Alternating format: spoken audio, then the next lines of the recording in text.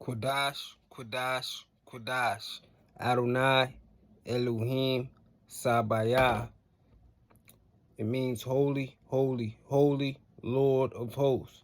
That is the prayer that the angels slash etheric beings sing day and night to the Most High, Anu, Elianel. Angels are angles and entities are energies, meaning angles of light. And energies are entities because they deal with specific behavior, attributes, influences that trigger specific behaviors, entities. Yah, he, va, he. Those four syllables correlate with the tetragrammaton. Also, some people know the Hashem, meaning the name, as Yahuwah, Yahweh, Yahweh, or in English, Jehovah, because Jah is the English word for Yah. But we're going to break it down in duality off of the tetragrammaton. The first Yod signifies the Father who art in heaven. Abba, the architect of the universe, which is a divine masculine energy. He is a divine feminine energy which correlates with the mother nature, who are in the earth. The earth, 360 degrees, 3 and 6 makes 9, where mankind was created, shaped, molded, and formed. Hey, Va is the sixth letter of the Hebrew alphabet, which correlates with mankind itself. In the book of Genesis, or in Hebrew we know it as Bereshith, meaning in the beginning, or in the holy tablets it's known as the generations of Isis. In the beginning, Elohim, which is plural, which means more than one, said, let us create them in our image. As I always say, keywords in that passage is us and our. So, Va signifies mankind itself, which is a divine masculine, and mankind is a collective whole of male and female. Now back to the last hay, which correlates with the tree of life. Ana Chokma. Ana is the opposite of Abba, which means mother, and Chokma means wisdom, coming from one of the 10 Sephirats of the tree of life, which correlate Kether, Chokma, Bena, Gedula, Jibra, Tiferet, Netzach, Ha, Yesod, Malkuth. Malkuth signifies the kingdom. Thy kingdom come, thy will be done on earth as it is in the Shemaim. Shemaim means heaven. So, as above, so below. The macro prosophis above and the micro prosophis below, because we are the microorganisms and the host of the Elohim, those chosen to be created in the image. So, today we're going to talk more about duality, names and correlations, as well as esoteric knowledge and exoteric knowledge. Esoteric meaning eternal essence, and exoteric meaning external, outwards, physical meanings of things. And the same stories translated into other stories, from the Babylonian times, Egyptian times, to, modern times is where we get the Bible. The Bible is a European word for the book, which was canonized from so many other texts that only, a certain amount were selected by, the Romans, or you could say the Catholics or the Vaticans. They're all one and the same. At the Council of Nicaea, they had a canonization period of what they want to add and what they want to take away, just like it talks about in the book of Revelation. Revelation meaning revealing. It correlates with the apocalypse.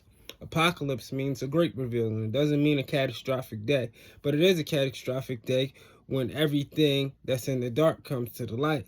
So it's a catastrophic day on a spiritual level, and the element of exposure, for the things that were hidden in plain sight, while everybody is suffering this strong illusion, you know. Illusion is something that you're content with, you know. It's like a mascara, it's a cover up, you know, to cover what's really actually going on, you know. It's like Proactiv to acne, you know. You use it, it'll cover it up, it'll smoothen it out, but once you stop using it, you know, everything will come back tenfold, even worse than when you first started. So let's get into it. Now today we're going to talk about the us and the our, and how Elohim is plural and it means more than one. So through extensive research, I came across a lot of documents. You know, I study Egyptian texts, I study Hebrew texts, and I study, you know, ancient Sumerian, Akkadian, you know, Babylonian. They're all one and the same. They're the same place, that's just the name's been changed multiple times, you know, which is current day Iraq, you know, is where Babylon was at. But yeah, let me just jump right into it, because it'll take me more time if I break down everything component for component. But if you get it, you get it. If you don't, you don't. You know, many are called, few are chosen. You know, thee that have an ear, let them hear. Those that have eyes, let them see. You know, the truth lies in consistencies and patterns. It's not what man says. Everything, the truth is in the consistency and patterns. So here we go. All right. We all know in the book of Genesis, it talked about 7 days of creation. Well, these 7 days of creation correlate with the 7 Elohas. These 7 Elohas correlate with the 7 planetary bodies, which all have an influence. These 7 planetary bodies on an astrological chart is where a lot of people get, you know, zodiacs, attributes, and things of this nature. But it's a solar system. Solar system, being that the sun is the central star of the solar system. Ra. Ra is the Egyptian name for the sun. But just like if you've seen in the introduction, as I said, generations of Isis, or also known as Bereshith, and the different names translated in which correlate with the same meaning, you know. Generation of Isis deals with parthenogenesis. It's the concept of the virgin birth and a woman being able to give birth without, you know, having to lay with a man. You know, it's actually a real thing. Animals do it all the time. But what I was saying is, you get Israel from Isis, Ra, sun, and El short for Elohim, Eloah, Elohai, Elroy, you know, but these are different attributes. So you have 7 days of creation, 7 Elohas, 7 planetary bodies with their astrological influence. See, in the Greater and Lesser Keys of Solomon, it breaks down those 7 planetary bodies as Shabbatha, which correlates with Saturn, Tezedet, which correlates with Jupiter, Madem, which correlates with Mars, Nogag, which correlates with Venus, Kokab, which correlates with Mercury, Shemesh, the sun, and Tezedet, Nogag, Tezedet, the moon. What did I say? Shabbatai, Tezedet is Jupiter, Madem is Mars, Nogag is Venus, Kokab is Mercury, Shemesh is the sun, and Lavana is the moon. Lavana. You know, I almost got that mixed up. You know, when you process a lot of information and you learn these things over time, you know, your brain operates in a different capacity. But a lot of people in the Hebrew community, they won't touch on this knowledge, because this knowledge, this rabbit hole goes deep, you know. It's far beyond what a lot of people thought and can comprehend, you know. That's where I learned that you you have to be attached to nothing. You can't be attached to one thing, but you have to be open to everything, because the essence of God as a collective is in everything, you know. Now, back to those 7 Elohas. 7 Elohas, 7 planets, 7 names, which correlate with El, Elohim, Adonai, El Shaddai, Tezadek, Ahaya, Ashar, Ahaya, you know. And see, this is where you get the concept. A lot of people say Saturn is Satan, but, you know, that's a whole nother thing. But Shabbatai is where you get the word Shabbat from. And if Shabbatai correlates with Saturn, and the Sabbath falls on normally Saturday, you know, this is where this concept comes from. But it goes back to the 7 days of creation. And that 7th day, you know, would be Shabbat. Shabbat would be the day of rest, which correlates with Saturn, and which correlates with Saturday, you know. A lot of people say Saturday correlates with Satan because the SA. Satan, but that's not the case. See, like when you go into the holy tablets, you realize that the name Satan is backwards. The name of Satan is Natas, which is Satan backwards. And you see that Satan sounds similar to Santa if you rearrange the words, you know.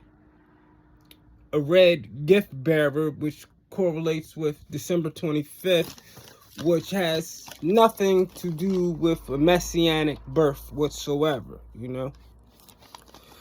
But that's what the Bible says, Satan. Holy Tablet says Natas.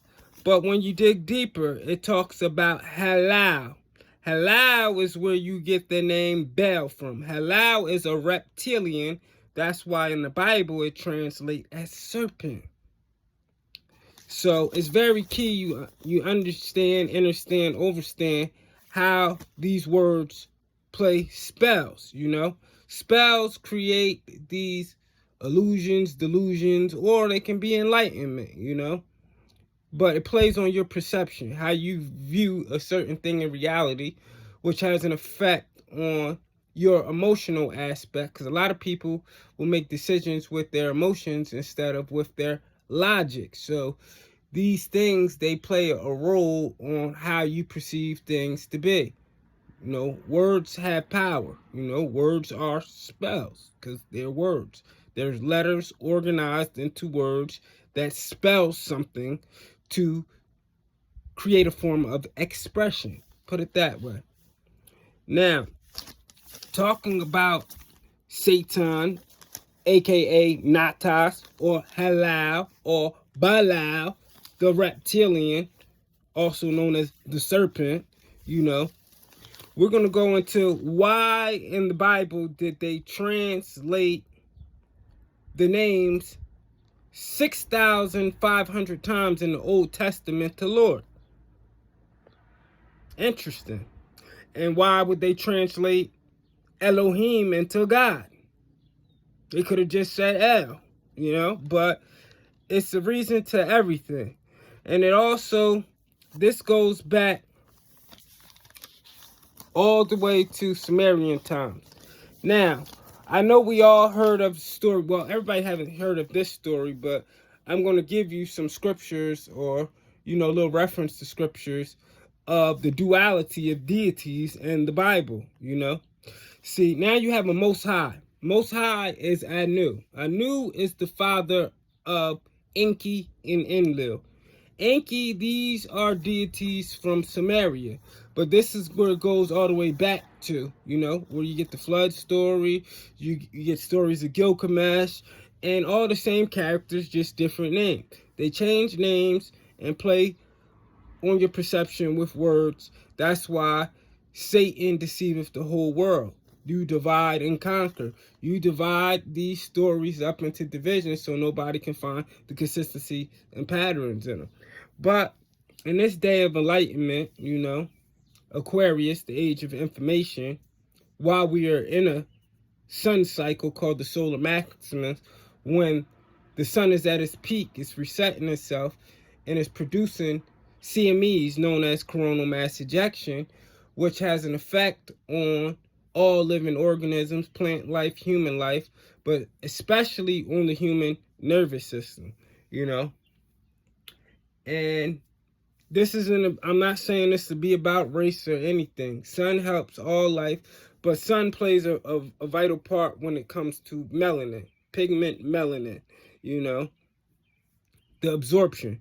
Just like if you wear a dark shirt or a Pacific color, the sun absorbs it better because, you know, that's just how the sun works, you know. And colors are a key part, you know, like the 7 chakras, you know, they deal with the same colors of the rainbow. Just like the root chakra, it deals with red, which correlates with survival and security. The next chakra is orange, which is the sacral chakra, which deals with passion and creativity, you know, your sex organ. The next chakra is yellow, it's the solar plex chakra, which deals with personal power and confidence. The next chakra is the heart chakra, which is green, and it deals with love. Now, pause. On the heart chakra, we're going to talk about the heart chakra a little bit more, but let's keep going. The next chakra after the heart chakra is blue. It deals with communications, wrath, or kindness, because there's life and death in the power of the tongue. What you say can uplift somebody or can bring them down. It can destroy them, and it can build them. The next chakra is indigo, which deals with the third eye, the pineal gland, or in other cultures, you'll know this is where the crystals is. The crystals, that information beyond the physical realm. That's where the third eye is, meaning that your eternal essence is giving you uploads. We ain't even gonna say downloads. Uploads, and allowing you to tap into the junk DNA. You know, they say we only access 10% of our brain, but what this does is allow you to tap into the things that are beyond the physical realm, because believe it or not, there are dimensions within dimensions stacked on top of each other. I don't know if you guys watch Stranger Things. If you ever watch Stranger Things, you'll hear about this thing called the Upside Down. It means it's a world within the world, the same world, but just the same world beneath this world, but just a darker place of things happening. And as they always say, things that have to happen above for them to happen below. It happened in the stars first, and then it'll happen in nature, you know. So this thing called the Upside Down, dimensions stacked on top of each other, you know, where you can go in time, space, and matter, alter things, change things, or see things before they happen. It's kind of how your third eye works, you know. It allows you to tap into hidden knowledge, because everything that already was, is, and will be is stored in the Akashic Records. The Akashic Records, I have a book. It tells you about this crystallized energy, crystallized energy, that it can't be erased, it can't be destroyed. It's just always there in this energy state. And energy is from within. It is in your DNA. Your DNA, that's why it says electrons, alkaline, crystalline, you know, it's within you, you know. But let's go to the last chakra. I'm going to jump back to that. You know, I'm a juggler. You know, when you're a Virgo like me, you're a juggler. That's one of our attributes. And we are earth sign, and we deal with purification. That's why our planetary fruit is lemon. But, you know, the last chakra is violet. This is the ultraviolet spectrum of light, which is the crown chakra, and it deals with consciousness, spirituality, you know, Malkuth, as you would know in the 10 Sephirats, you know, Malkuth, which would be the kingdom, the head, heaven, you know, rapturing, which means ascension. That's all rapture means, is ascension. You're coming from a low state, that root chakra of ignorance, where survival and security, to this confidence, this overwhelming confidence of just knowing. Because if things weren't taken away from you and you had this intuitive ability to always know, life would be a lot simpler. But once you reach that crown chakra or the crystals or Malkuth, thy kingdom come, thy will be done on earth as it is in heaven. This means a collective consciousness of those activated at the same time by way of the pineal gland, which deals with the crystallized energy where you get the crystals or that Christ consciousness from. So that's why it's very key to know these things, because, you know, it even tells you in the Bible, the elect will have secret knowledge that other people wouldn't have. You know, they will know things because everything is not going to be for everybody. It's just their job, you know, to lead people, you know, wake people up, or, you know, do the supernatural things that, you know, Moses, also known as Moshe, once did, or King Solomon did, or, you know, all the ones before them. They all had a supernatural ability and were able to tap into these things, you know, dealing with the seven Aloas, the seven planetary bodies and their attributes. Because if you look in the Greater and Lesser Keys of Solomon, it talks about, you know, this chart of angel governing hours. So Pacific hours of the day, when you call on Pacific groups of angels, angles of light, you know, light has information in it. That's why if you sun gaze, the sun actually gives you downloads of information. Because if you squint your eyes at the time you're sun gazing, you'll see these little squiggly lines that look like DNA coming down to you in these rays, you know, which they will go through the pupil, you know, and they activate the electrons, because the sun is a plasma producer. Plasma is ether. So when that ether comes down, that ether is from within. That's what the breath of life is. Every time you breathe the air, you're breathing in a portion of ether. Now back to the heart chakra. The heart chakra is green. The purest form of ether is green. You know why? Because ether pumps through the heart. You know what plasma is that's in the blood? It is ionized gases, which the sun produces these ionized gases. That's why if you look at the northern lights, the aurora borealis, which color is it going to be? Green. The heart chakra is green. What does the heart do? It pumps blood. It makes the blood flow. What's in the blood? The plasma. What's in the plasma? The ionized gases. What's the ionized gases? The electrons. You know, they're moving through, you know, moving through the human body, the vessel, the host. You are the host. You are the eternal essence of the energy source that created you to begin with. So now, when I went through the chakras, that's why I said color spectrum is very key. And what we were talking about was, you know, why was the name Lord replaced 6,500 times in the Old Testament? Because these names have power.